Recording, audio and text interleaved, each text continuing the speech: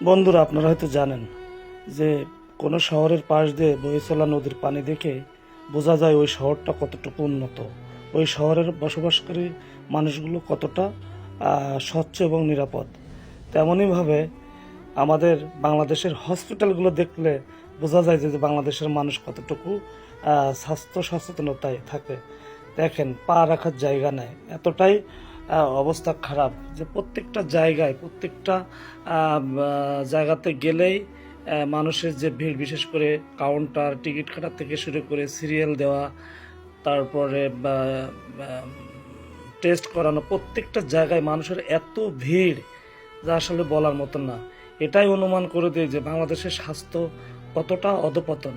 মানুষের, বিশেষ করে দেখা যায় বিশ্বের অন্যান্য দেশের মানুষেরা হসপিটালে যায় না বললেই চলে, আর দিক থেকে আমাদের বাংলাদেশের মানুষ হসপিটাল ছাড়া চলতেই পারে না, এমন অবস্থা তৈরি হয়েছে। বিশেষ করে আমাদের এই স্বাস্থ্য খাতের এই যে অবনতি কারণে আজকে মানুষের বিভিন্ন রোগ বলায় সৃষ্টি হচ্ছে, আর বিশেষ করে খাবার দাবারের কারণে আমাদের দেশের এই অবস্থা।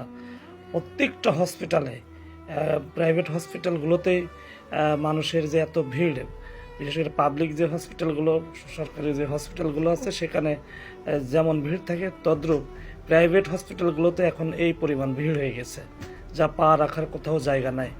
এটাই আসলে বাংলাদেশের উন্নতি এখান থেকে অনুমান করা যায় যে আসলে বাংলাদেশ কি অবস্থায় আছে।